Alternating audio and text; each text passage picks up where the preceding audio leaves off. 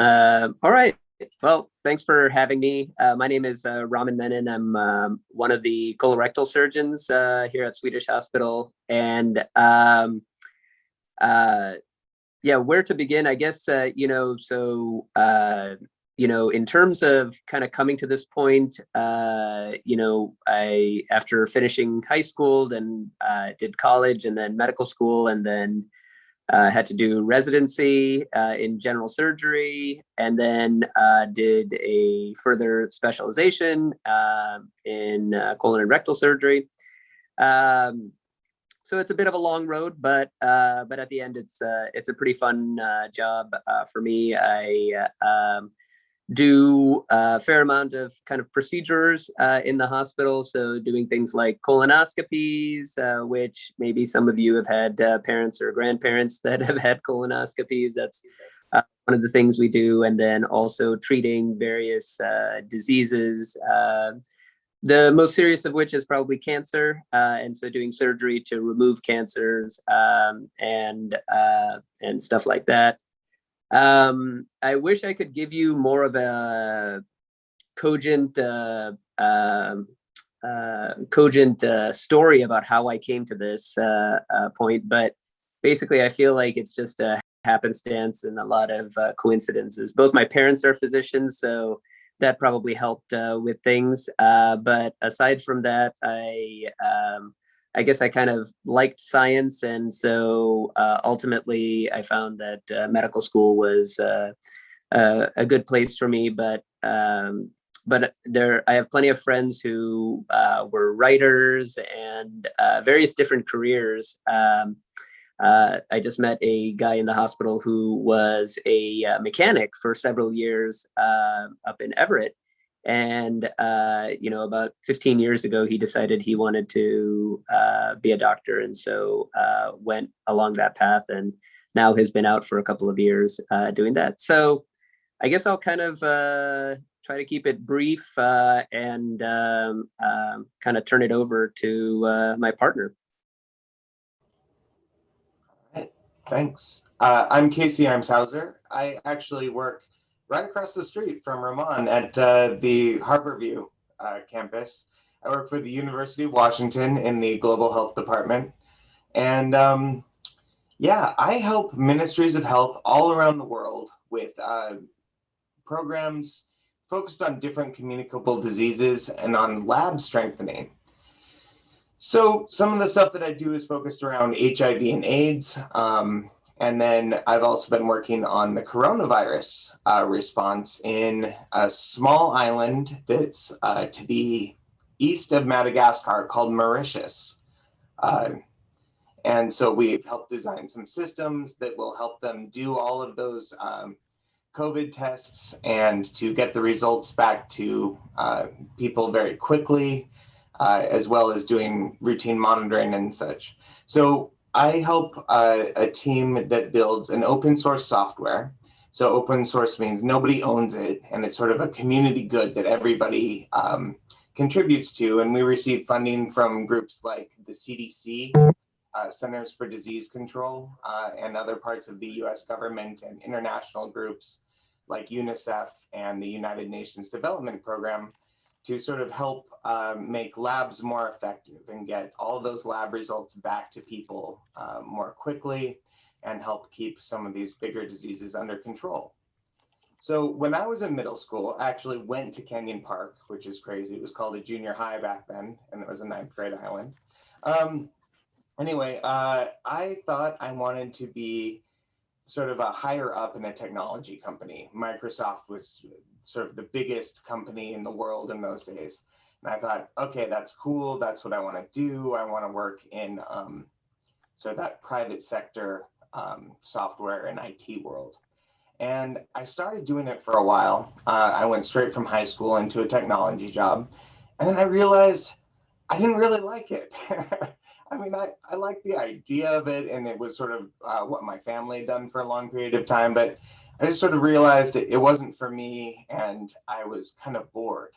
And one of the things was, growing up, I'd always read about all of these different places, but I'd never really been anywhere. I'd never traveled internationally as a kid. I didn't really even know how all of that worked. And I found out about the Peace Corps, which is a great way for people after college to be able to go and do a volunteer program overseas for about 2 years, supported by the US government. And they give you a lot of great training and language and culture and really get you immersed in things. And then when I came back from volunteering, I kind of thought to myself, well, gosh, I really enjoyed that. And I went straight back to working at Swedish Cherry Hill, actually, in the labs, and decided I didn't like that either. And I really wanted to do that international work professionally. So I went back. I got my master's degree at Columbia University in New York, started working with UNICEF, and kind of went on from there. But yeah, I've traveled all over the world, maybe 15, 16 countries that I've worked in, mostly in sub-Saharan Africa, but also Asia as well. So that's me. Thanks. Awesome. Thank you both. So now if anyone has questions, go ahead and type them in the chat and we'll be able to have, they could be either for both of them or just one of them. And if you can, let me see. Yeah, it should let you do it publicly. So do it publicly just so that everyone can see, so we don't get repeat questions. But I have one here. It sounds like it's about surgery. Are there any like summer programs or anything that people can do if they're interested in learning about surgery or maybe watching surgeries or anything like that? Well, there's plenty of YouTube stuff out there.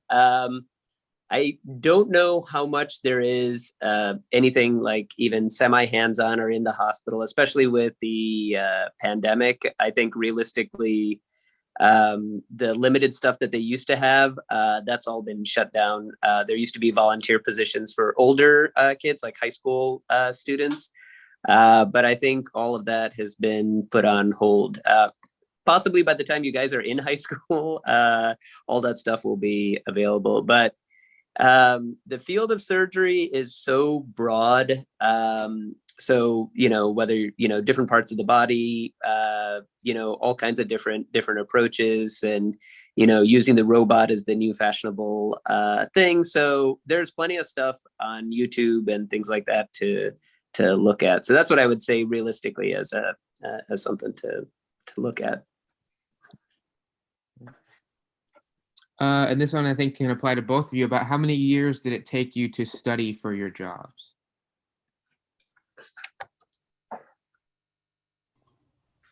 So mine was just my undergrad degree. So I went for 4 years to actually the Evergreen State College down in Olympia, and then 2 from my master's degree in New York. So I was just trying to do the math and I couldn't figure it out fast enough. But after high school, 4 years plus 4 years plus 5 years plus 1 year. So what is that? 14 years? Is that right? I think that sounds about right. Yeah. 4 years of undergraduate, 4 years of medical school, 5 years of residency, and then 1 year of fellowship. Wow. Oh. That's amazing. It seems like a crazy amount of time and it never feels like it's going to end. But eventually it does. And then all of a sudden you've been out for 10 years. So time goes by quickly. Yeah. How long have you been in your field then? Like after your program? 10 years. Yeah, it's crazy. We had our middle schooler, Jaya, when I was a 4th year resident in 4th year, like surgery resident. So I got a week off for paternity leave and then I was back on call. Wow. Wow. Amazing. Yeah, it was crazy. That's so cool. I have a question for Casey. Where's your favorite place that you lived? Yeah, so we lived in Kenya, in Ghana, in Senegal, and in Mali. And so some of them were for shorter periods of time, and we actually left Mali because of a coup. So that is a weird choice for my favorite, but I really loved Mali. I loved the place. I loved the people. We were in a neat little neighborhood that was just being built. And so outside of our apartment, there were these big fields of lettuce, carrots, and can't remember the third thing, but there were only three things growing, but they'd be grown in these vacant lots. And so we could always get fresh produce from this really nice guy that lived across the street and farmed everything. But yeah, I loved Mali. Out of my favorite places I've ever been, though, there's a place on the northern Kenya border, right up near Somalia, and that place is called Lamu, and it's almost like what Zanzibar was about 25 years ago. There's no cars on the island. All of the land transportation is donkeys and just by foot. And it's just really peaceful, sand streets that aren't very wide, just a beautiful place and very relaxed. Looks like we got another question from a student. Was there a lot of homework for you guys in your studies? I think I could guess the answer.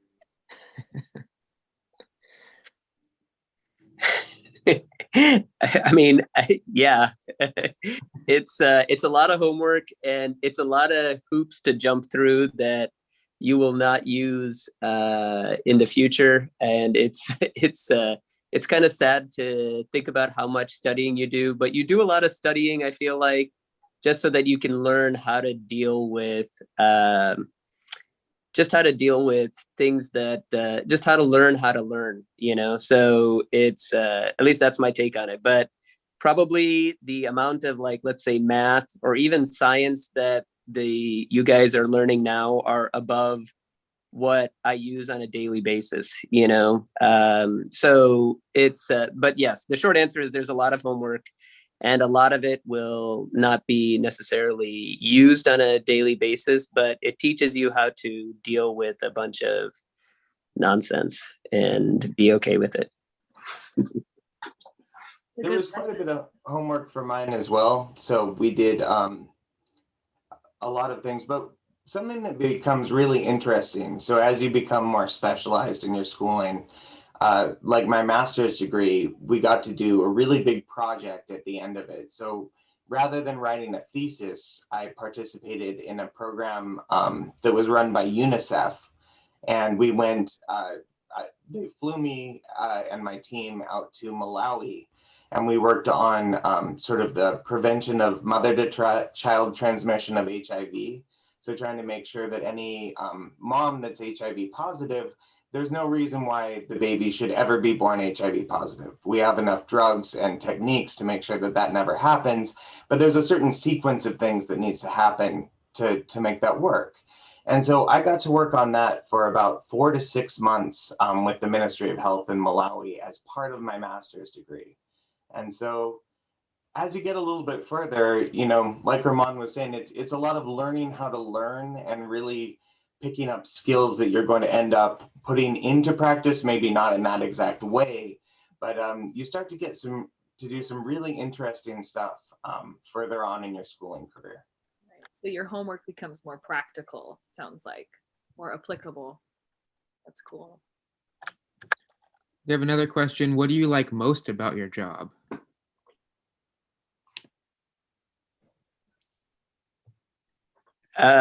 Well, I like working with my hands, and I don't know how, yeah. Well, so you also, especially in like a challenging surgery, if you guys have any hobbies that you're really into, and when you do them, you kind of lose track of time and a sense of your surroundings and stuff like that, what they call a flow state.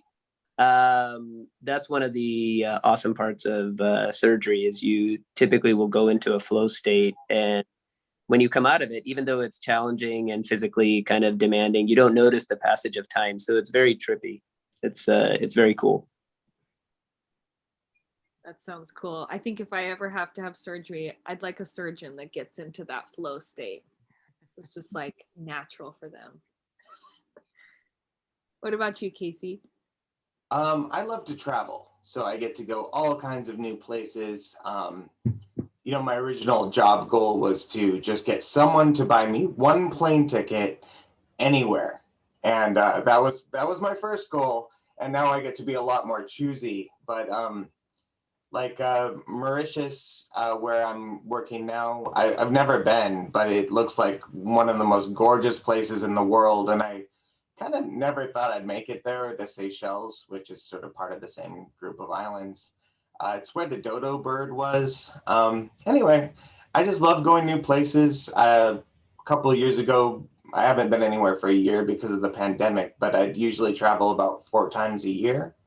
So I got to go to Zimbabwe and see what's called the Great Zimbabwe, which is this huge stone palace, kind of from the Middle Ages, that was built out in an area of Zimbabwe, and it's one of these amazing things, like on the level of the pyramids, but a lot less known. Yeah, I just love seeing new places, learning new languages, meeting people. So cool. Looks like we've got, I think it's 2 minutes left, right, Yeah. Jason? Yeah.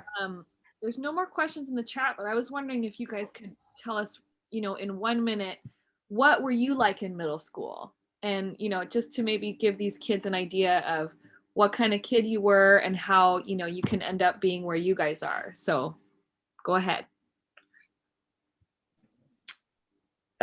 Okay, I think as a middle schooler, I was probably a fairly introverted kid, and I think it maybe speaks to, which I would say I'm definitely not very introverted now, and it just speaks to the fact that life is constantly changing and you're constantly changing. And so if any of you have gone surfing, there's a lot of there are a lot of waves that come and throughout life, and so you just kind of ride the crest. And once you learn how to do that, it becomes fun. So you'll notice changes in your life, and I'm sure there'll be changes in my life as I get older.